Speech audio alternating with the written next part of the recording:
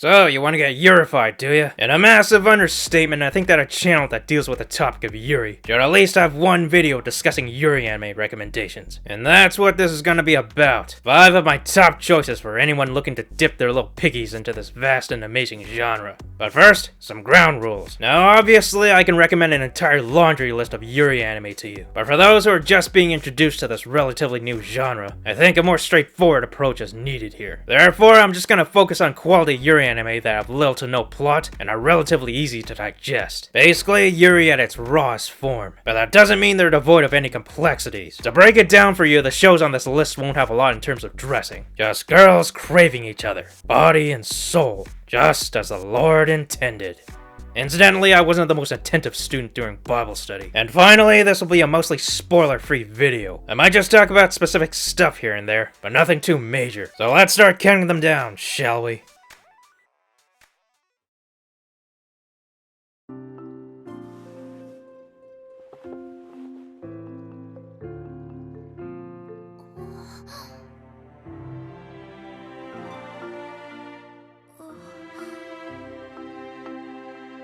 Number 5. Mysteria Friends. I said I was keeping it simple, and what better way than to start with an anime that's laser focused on 2 magical lovebirds. A quaint little show with just 10 40-minute or so episodes, where basically every second is dedicated to our wonderful heroines, Anne and Greya. Now some people might be turned off by the shortage of content, but my argument is that the show utilizes as much as it needs to with a basic premise. Now very quickly, the anime is technically supposed to be a spin-off from a series called Rage of Bahamut, or Grand Blue Fantasy, or whatever the hell it's supposed to be. But don't worry, you can wipe your ass with those titles, because the anime is perfectly watchable without any prior knowledge. The only things you need to know is that the anime takes place in a Hogwarts-type school, where students learn how to do the magic stuff. And 2 of the students there are our aforementioned heroines. Both are princesses who already befriended each other before the start of the show. And right off the bat, we see them wearing their feelings for each other on their sleeves. It becomes more and more evident throughout the anime, but basically the formula for the relationship goes something like this. A badass tomboy continuously flirts with her shy and supportive dragon girlfriend, who's equally badass herself. The anime is essentially episode after episode of 2 total opposites charming each other with their fantastic quirks and fantastic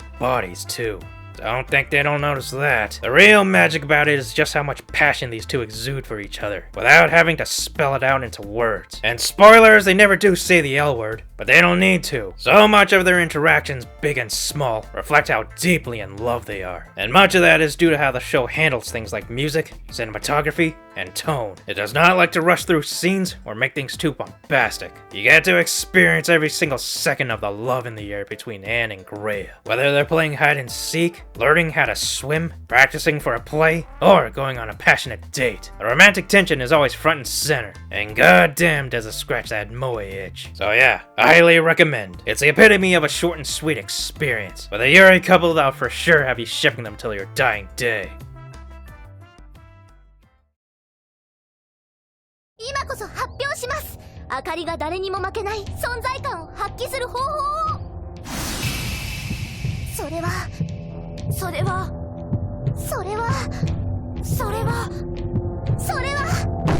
年の強化。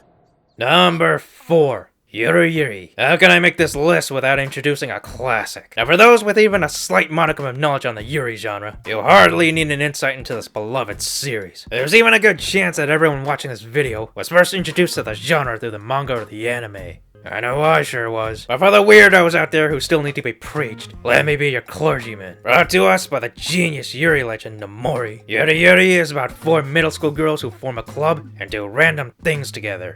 Not exactly brain-racking stuff, but the fun rears its lovely head from all the slapstick shenanigans and constant flirting between the characters. The quirk from each girl can fill multiple cups, and this also extends to the entire cast. Not only do the characters have their own shtick, they have respective love interests too. Finding a ship in Yuri is as easy as finding Waldo in an empty shoebox. You will not be strapped for choices. We got a tsundere love-struck ship, an adorable student-teacher ship, a questionable siscon ship, and a tsundere legendary childhood friend rivalship, and a longtime personal favorite of mine. Now for those watching for the first time, it's important to note that the show is animated by multiple studios. The first 2 seasons are made by Doga Kobo, the 3rd season and several OVAs are made by TYO Animations, the 10th anniversary OVA is made by Lake Deuce, and the Omuro spin-off movies are made by Passion and Studio Lings.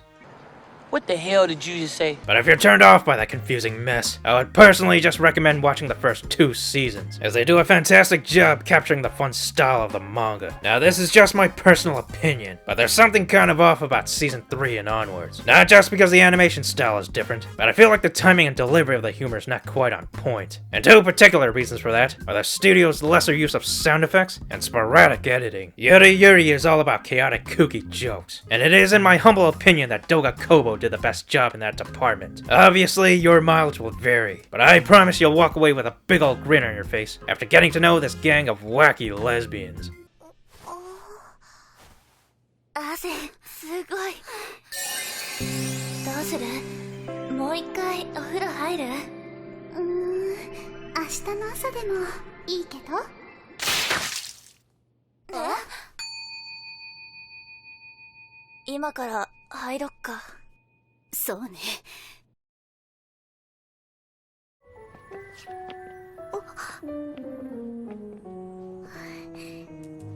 もうちょっと握ってる？はい。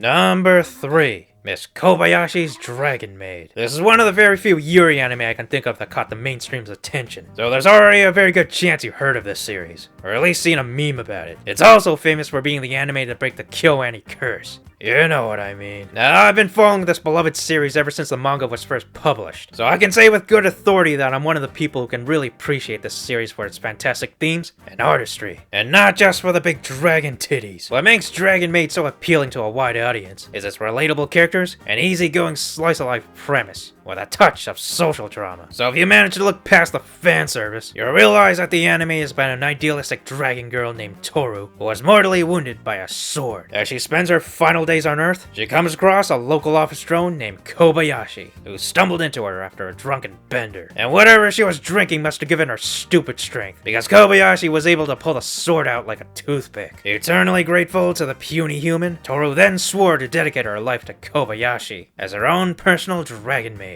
Roll credits. Now the Yuri itself should be pretty self-explanatory. A dragon girl falling head over heels for a human, and learning to understand her vastly different life and worldview. But the interspecies romance doesn't end with just Kobayashi and Toru. We get another dragon-human relationship with the adorable Kanna and feisty Saikawa. My personal favorite ship. These kiddos will warm your heart and cause you to slap your knee in joy, as they make up more than half of the moe magic of the series. Seriously, dragon and tsundere lollies is a formula that can't possibly shit the bed. They're just that good together. Also, カンナさん、この私が一緒に帰ってあげるんだから光栄に思うのよ。うん、サイカは優しい。好き。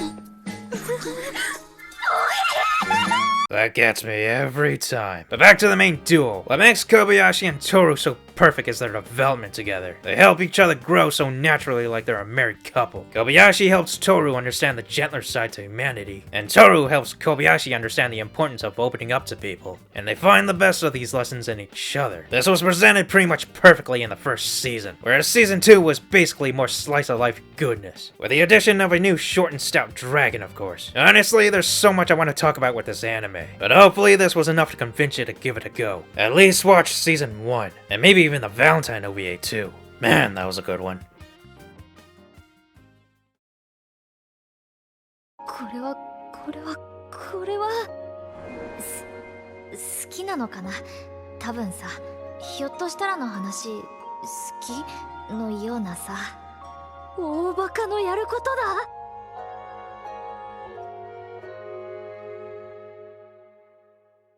Number 2. Adachi and Shimamura. Now, being the Yuri Jesus that I am, you'll be hard-pressed to find a Yuri manga that I haven't graced the pages of. But admittedly, that's the 1 in a million case with Adachi and Shimamura. Same thing with the light novel. But that's just because I prefer looking at pictures instead of reading only text. Because pretty pictures make my brain be happy. But regardless, I was anticipating the anime like the second coming of Christ. And let me tell you, I'm a changed man now because of it. So the anime follows two misfits, Adachi and Shimamura. Huh, you don't say. And for the entirety of the show, we see them navigate through the deep complexities of relationships, the fragility of friends and acquaintances, the stress of maintaining interest and expectations, and of course, the ups and downs are the pinnacle of all human emotion. More passionate than hope, far deeper than despair.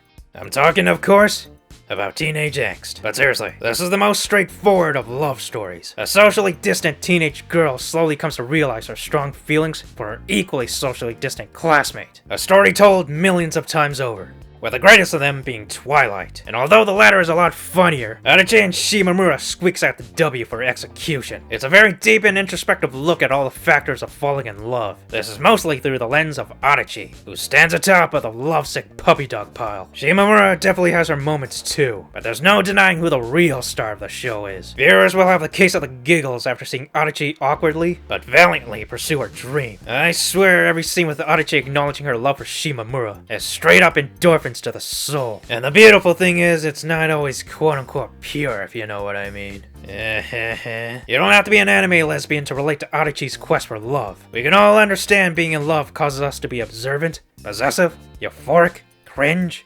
charitable, and hopefully courageous. But don't think that these two are the only destined lovers on the block. As per usual, what would a Yuri series be without a cute lesbian side couple? Ino and Nagafuji have less development than our protagonists, but when they show up, you better believe they make their screen time count. Think of Himawari and Sakurako from Yuri, but with less bickering, much quicker love confession potential, and equal bust measurements. I just can't express how much joy this show brought to me, and this was airing in the same season as Nijigasaki, so you know these few months had me on cloud 9. Anyway, take it from me. Adachi and Shimamura is a shining example of the genre, and it can only be beaten from the top spot by literal perfection.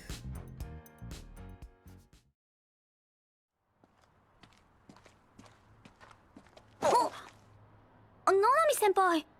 You それ探してくれたんだ。ありがとう。はい。なんで入ってくるんですか？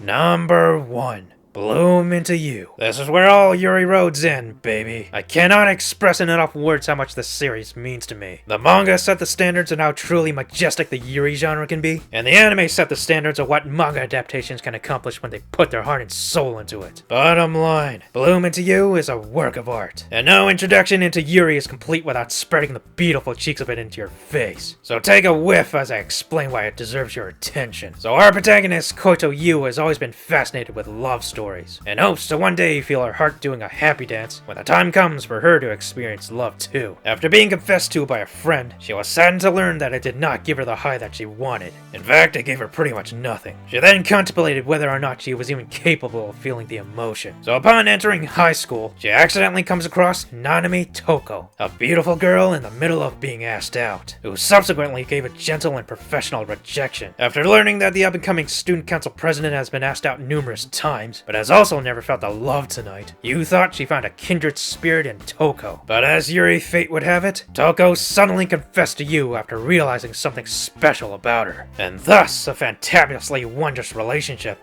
begins. I would compare this series to Adachi and Shimamura in many ways, mainly its introspective aspect. Both shows look at how characters view and respond to being in love. The biggest difference, of course, is the progress between the main couples. Spoilers, they do get pretty far in Bloom into you, but what matters is the journey. The anime offers no less than perfection, from its brilliant pacing to stunning art direction. Everything comes together in a melting pot of creamy goodness. But where it really shines is in its characterization. The relationship development between Yu and Toko is an intriguing one. Obviously, without giving away too much, both girls rely heavily on the other, believing that they can fill the gaps in their heart. But at the same time, there are internal struggles that prevent them from opening themselves up entirely. Like I mentioned before, part of the inner machinations we see from the characters are about being in love, but another factor is how they perceive themselves. Fear, insecurity, self-doubt, these are just some hurdles that they must overcome. And at the risk of sounding deliberately vague, it is well worth it to experience this story with as little information as possible. My own experience was somewhat spoiled since I already read the manga, but I still found myself tearing up from every single tender moment. And toot my horn, I still haven't even got to the Yuri yet. Simply put, expect some of the most heartfelt scenes ever committed by love-struck anime maidens. And you bet your sweet ass there are more than just our two leading ladies. I won't say too much about one of them, aside from the fact that she's easily my favorite character in the series. But just be aware that in the game of love, there are always other participants in the field. And finally, there's another lovely couple that shows up later in the season. And let me say that they're an inspiration to all of us. But they would prefer you keep it a secret. The last thing I'll say about the Yuri is that it reaches all across the spectrum. From cute, flirty behavior to downright steamy cover-me in barbecue sauce scenes. Allow me to reiterate my resolve. Bloom into you is perfection incarnate. And it'd be a massive disservice to begin your Yuri journey without making this show your top viewing priority. Do it for your Uncle Gareth. You can thank me later. Well, that was fun, wasn't it? Now, to be honest, it was kinda hard deciding just 5 anime for this list. But I didn't want to make this video too long considering how much I have to say about them. I might just end up rambling non-stop. But yeah, what do you think? Any other Yuri anime that would be ideal for those who are curious? Comment below, veterans. Anyway, stay tuned, cause I got plenty more videos like this around the corner. In fact, I could be counting down some of the year's greatest hits in a later video. Hint, hint. Alright, see you around.